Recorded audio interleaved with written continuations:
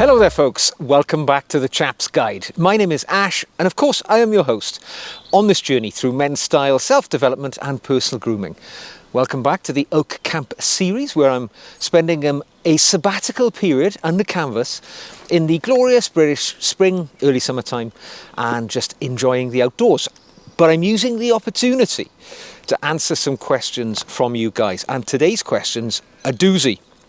It comes from Graham Quillam, and he very simply asks, are there any accepted sartorial conventions that you don't like? I, for one, don't like the bottom button on a waistcoat being left undone. And absolutely, I mean, by nature, you might think that being a sartorially engaged fellow, that I'm somebody who ardently believes in following these conventions of men's style. Do you know what? The exact opposite is true. I'm one of these guys, I'm a firm believer, there are no such things as men's style rules. I've made videos about this over the years, and I'm delighted to clarify a few of my thoughts here. But firstly, I'll mention what Graham says here, the bottom button rule on a waistcoat. I mean, this harkens back to, I think it's Edward VII, who, one of the old monarchs of England, who became so fat, so corpulent, that he found it impossible to button all of the buttons on his elaborate waistcoats as they used to wear back then. So he had to leave at least one undone at the bottom. He must have been quite a chubby fellow for that to help, but the truth was, being surrounded by all these sycophantic people of that era, they didn't want the king to feel somewhat large or uncomfortable by having to unbutton his waistcoat, so they started to do the same too. And voila! A convention begins and a style rule, unwritten, becomes followed. And right up to the modern day, I think mostly through the inertia of men's style, people now sort of blindly follow that rule, if you want to call it that, and people leave the bottom button of their waistcoat undone. Now, it could be fair to say that many modern day waistcoats have been designed so that the bottom button is undone. But actually many are designed to be fully buttoned up, and you shouldn't have any issues at all if that's the way that you wish to wear your clothing. Because, I mean, this may come as a surprise to some of you, but we are not in the Edwardian era. We can dress as we wish. There are no rules, conventions that state that we should dress in any set ways. So those are my outline thoughts on it. But I've dredged up a few here, which actually will be helpful in perhaps dispelling some of the myths. The first one is that one should match all of your leathers when you're dressed up well. So what by that I mean, if you're going to wear brown shoes, you should, of course, wear a brown belt. And if you're wearing a wristwatch which has a leather band, you should wear a brown leather strap on your watch as well. I think that's a load of, tosh and piffle. The reality is, in the modern era, whilst coordinating your outfit is, of course, somewhat valuable, you don't want to look totally, all over the shop with certain colours and primary colours here, left, right and centre. The truth is, one's leathers are never going to be the centre of attention of one's outfit.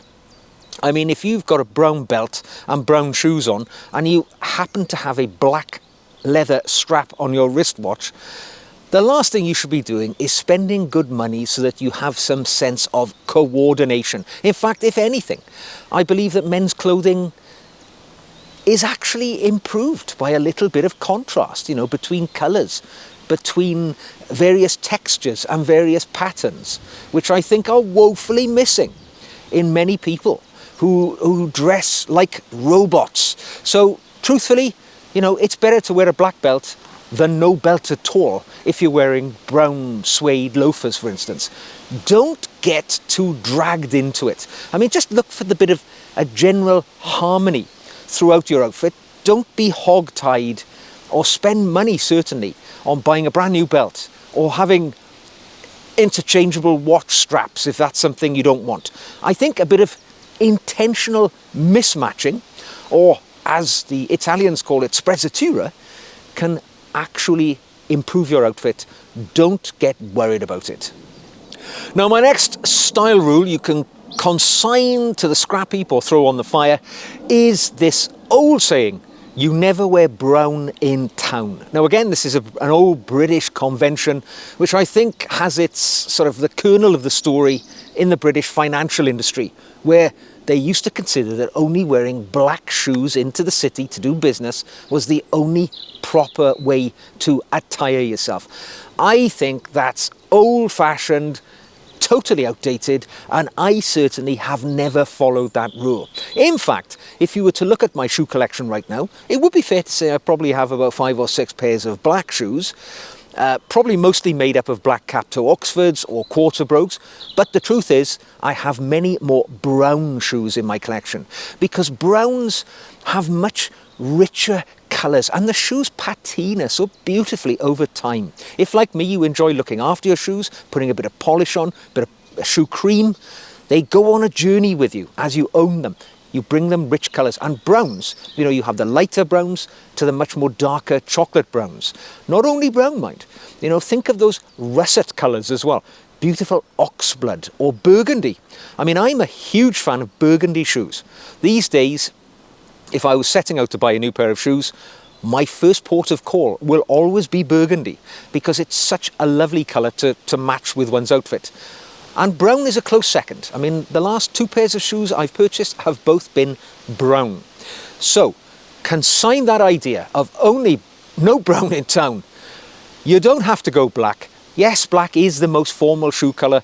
You maybe want to wear it to a funeral if you have the option, but definitely brown for the sartorially engaged man is the colour for your shoes. Now, the next style rule I think we can forget about is the one which says you must match the colour of your socks to the colour of your trousers. And again, this is a throwback to an era where you used to perhaps want to elongate the look of one's body so that you couldn't see the delineation of the bottom of your trouser to the shoe. It kind of made the look more conservative and flowing.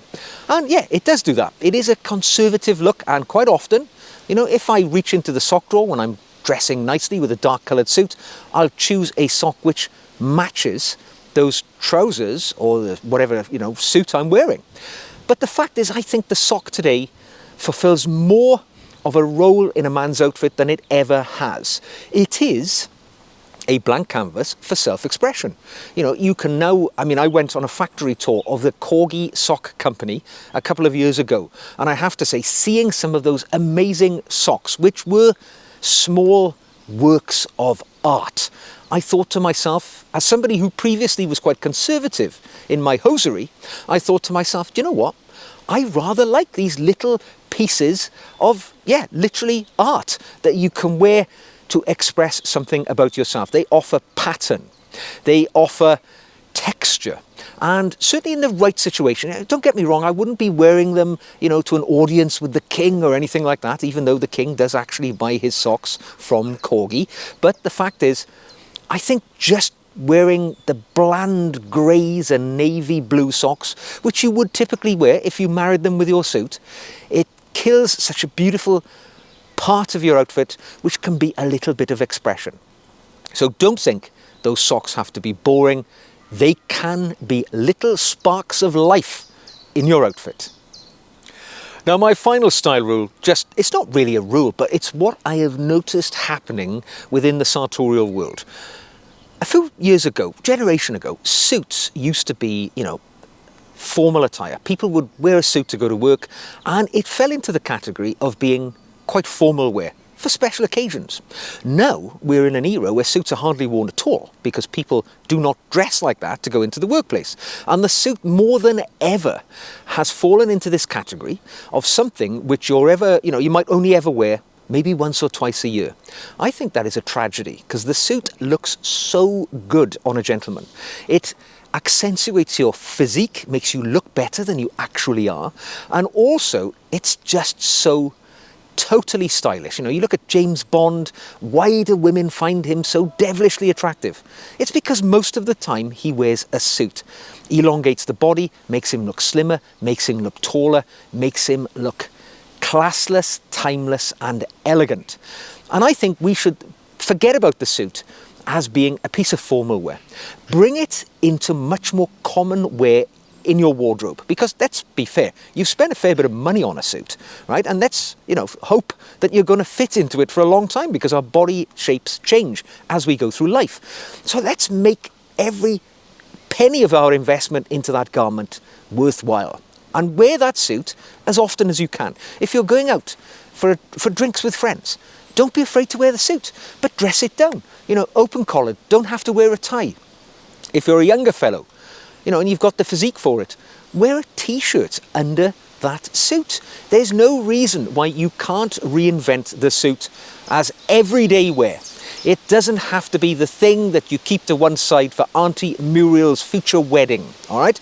You can wear it day to day, and you can then reap the rewards of looking smart, elegant, and James Bond-like as you go through your daily life in that garment that you spent so much money on. You don't have to wear a tie, you don't have to wear a shirt. Wear it, enjoy it, look great in it. So there we go, Graham. I hope I answered your question. The truth of the matter is, I think style rules are helpful perhaps when you get into the world of dressing a little better. It helps you understand perhaps what you could and should wear to situations. But do not let these unwritten style rules become some sort of dogma by which they kill your self-expression and your pleasure of wearing your nicest clothes. They are simply a vague guideline to set you off when you're starting. A truly intentionally well-dressed man takes these rules and uses them to his advantage. He is not hidebound by the conventions of the Edwardian era. He's somebody who takes a bit from here, a bit from there, and almost instinctively, he knows what looks good on his physique in the right place at the right time. So, there we go. It's not about imitation of the way everybody else is dressing. It's about you as a unique individual dressing the way that you want to. I hope you've enjoyed the video. If you have, like it, subscribe for more like this. Ask me a question. I'm here for a few weeks. If you ask me a question now, I might get round of it by the end of my time on my sabbatical. Drop it into the comment section or send me an email. And don't forget, if you'd like to get more videos from me, you can become one of my patrons, because I make extra videos each week exclusively for my patrons, and it only costs a tiny amount each month. Follow the link in the show notes below to my Patreon page to have a taste of what's available to you. So, until the next time, take care from Oak Camp, and I'll see you again very soon.